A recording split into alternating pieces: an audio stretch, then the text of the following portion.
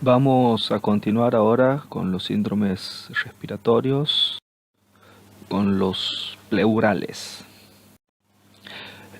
Primero vamos a ver derrame pleural, ¿sí? Es el conjunto de signos y síntomas que se producen por presencia de líquido en la cavidad pleural, aquí se puede ver en la imagen, ¿sí? Y las causas son múltiples: insuficiencia cardíaca, síndrome nefrótico, cirrosis, pero sin lugar a duda la causa de derrame pleural más frecuente es el paraneumónico, es decir, hay una neumonía, ¿sí? La neumonía irrita la pleura y se genera, ¿sí?, el derrame pleural paraneumónico. Así que aquí se puede ver, ¿sí?, la condensación o neumonía y el derrame paraneumónico. Del lado contralateral, un derrame bastante menor. ¿Qué vamos a ver a la inspección en este paciente? Bueno, se ve un hemitórax, el derramado abombado, ¿sí?, y que se mueve menos con la respiración. Si el derrame es grande, masivo, taquipnea, uso de músculos respiratorios accesorios, cianosis, una situación de insuficiencia respiratoria, ¿no? Puede estar presente la tos, la disnea. La tos suele ser irritativa por irritación pleural.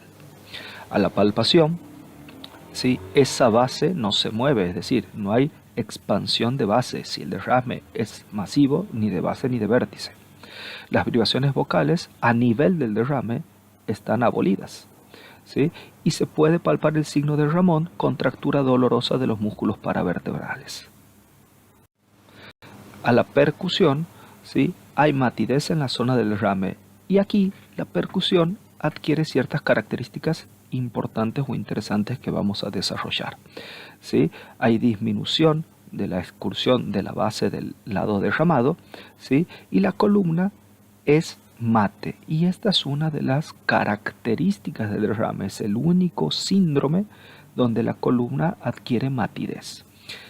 Con respecto a la percusión de los derrames moderados, si el derrame es masivo, tendré todo un campo pulmonar mate. Si el derrame es muy pequeño, solo la base. Pero en derrames de mediana cantidad, el límite superior del derrame a la percusión describe una línea convexa, parabólica, cuyo nivel más alto está en la línea axilar media. A esta curva se le llama curva de Damaso-Eli. Es muy importante en la práctica diaria porque si no tengo disponible ecografía, con la percusión puedo delimitar la zona más alta del derrame para hacer una pleurocentesis, para punzar ese derrame. Entonces, cuando uno percute el derrame, lo primero que ve es que la columna, el tercio inferior, derrame de mediana cantidad, es mate. La columna debería ser sonada en toda la parte dorsal. En este caso, el tercio inferior es mate. Ahora, el límite superior del derrame describe una convexidad superior que va subiendo hacia la línea axilar media. Esta es la curva de Damaso-Eli. Todo por debajo de esto es mate. Por encima hay sonoridad, pero puede haber algunas áreas de hipersonoridad por relajación muscular, ¿sí? Entonces, volvemos a repetir, ¿sí? Matidez, ¿sí?, con una línea que va subiendo hacia la línea axilar media, es la curva de Damaso-Eli, ¿sí? Aquí podemos ver en una placa de tórax cómo se dibuja la curva de Damaso. Hay otros fenómenos de menor trascendencia. La más importante es la curva de Damaso-Eli, vuelvo a repetir, su punto más alto a nivel de la línea axilar media. Al otro lado, ¿sí?, en el hemitórax contralateral, la matidez continúa formando un pequeño triángulo que se llama triángulo de Coranqui-Groco, ¿sí? No es demasiado importante. El triángulo de Garland es una zona timpánica que aquí se ve en zona punteada, ¿sí?, donde puede haber una hipersonoridad por encima del derrame. Vuelvo a repetir, lo más importante de la percusión del derrame es, ¿sí?, cómo describe la línea de Damaso con su punto más alto a nivel de la línea axilar media y la parte baja de la columna mate. En la auscultación también se pueden observar algunos fenómenos. A nivel del derrame, el murmullo vesicular desaparece, ¿sí? Puede escucharse un soplo expiratorio o soplo pleurítico en E, como un quejido, en el límite superior. Los fenómenos auscultatorios del derrame se dan a nivel de la interfaz entre el líquido y el aire, en el borde superior del derrame. Es decir, por encima del derrame, la auscultación es normal. Por debajo o a nivel del derrame no se ausculta. En el límite superior, en la interfaz, ¿sí?, es donde se perciben estos fenómenos. Aparece el soplo pleurítico, soplo expiratorio o en E, ¿sí? Y también va a aparecer egofonía. Si al paciente lo hago hablar, lo hago decir 33 o le pido que diga la letra I, esta se escuchará como E. O le pido que diga 33 y la voz va a salir temblorosa. A esto llamamos egofonía o voz de cabra. Y esto se va a escuchar en el límite superior del derrame, no por encima, no por debajo.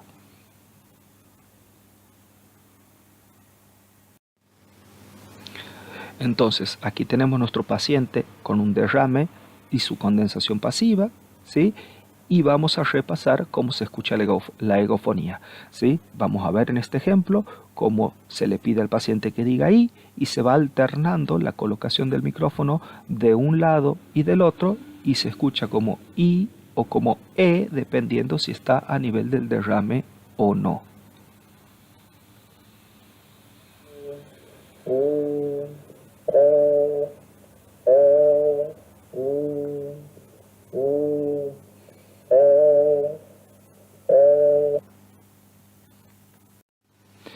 Entonces, para resumir, ¿sí?, síndrome de derrame pleural, ¿sí?, el paciente puede tener dolor pleurítico, disnea, un tórax abombado con disminución del movimiento respiratorio. La expansión de bases está disminuida, las vibraciones vocales también, con contractura paravertebral o signos de Ramond. ¿Sí? A la percusión se describe la curva de Damaso-Eli con matidez y matidez en la columna. Hay abolición del murmullo vesicular a nivel del derrame y aparece el soplo pleurítico en el límite superior con la egofonía o voz de cabra. Vamos a ver ahora neumotórax. Aquí, ¿sí?, se refiere al conjunto de signos y síntomas por presencia de aire en la cavidad pleural. Los más comunes son los traumáticos y los espontáneos, ¿sí? Los espontáneos se ven en hombres de edad media, jóvenes, habitualmente bien longilíneos, que tienen bullas subpleurales congénitas y que ante una valsalva pueden romperse. Es muy común los neumotórax espontáneos en gente joven. Y se ve aquí un neumotórax espontáneo anterior y aquí un gran neumotórax, ¿sí? Entonces, durante la inspiración, por ruptura de la pleura visceral, pasa gas, ¿sí? En la expiración el gas no sale y con cada inspiración la cavidad pleural se va llenando de aire.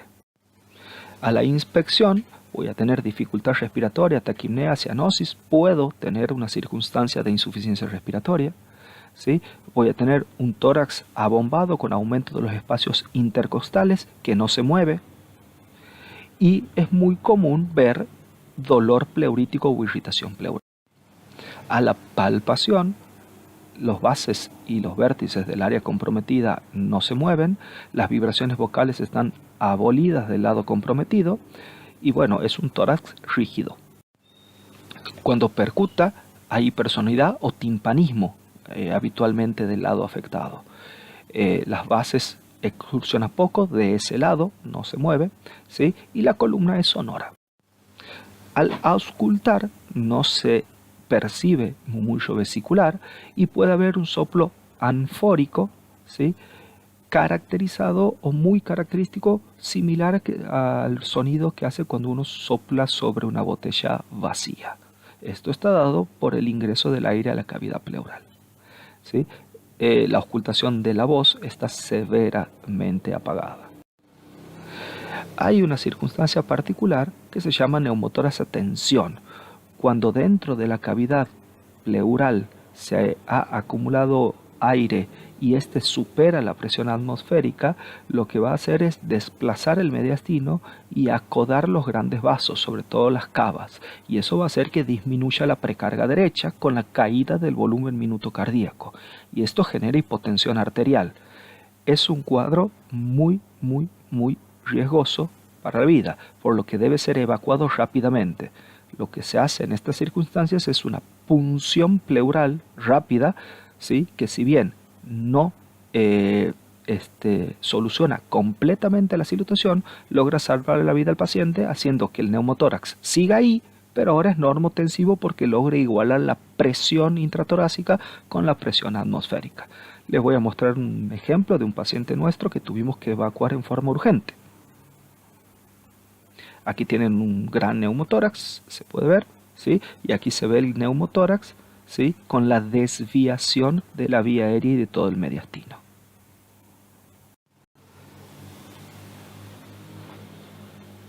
Este es un paciente que tuvimos que evacuar rápidamente. Se puede ver cómo sale el aire. Segundo espacio intercostal, línea medio clavicular. Con eso logran que el neumotórax se haga normotensivo. Posteriormente se da la solución definitiva.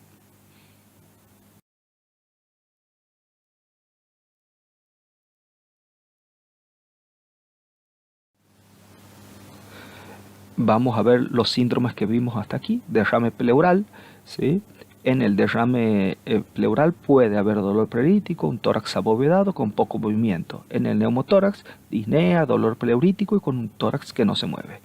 A la palpación en el derrame, las bases y los vértices no expanden y las vibraciones vocales están severamente disminuidas y puede haber contractura o signo de Ramón. En el neumotórax, disminución de las vibraciones vocales y de la expansión de bases. A la percusión, aquí se describe la línea de Damaso-Eli y la columna es mate. En el neumotórax hay timpanismo. A la auscultación no hay murmullo vesicular y en el límite superior del derrame puede haber soplo pleurítico, expiratorio en E, y a la voz la egofonía o voz de cabra o voz temblorosa. En el neumotórax, ¿sí? Hay un soplo anfórico con abolición del murmullo vesicular. Muchas gracias.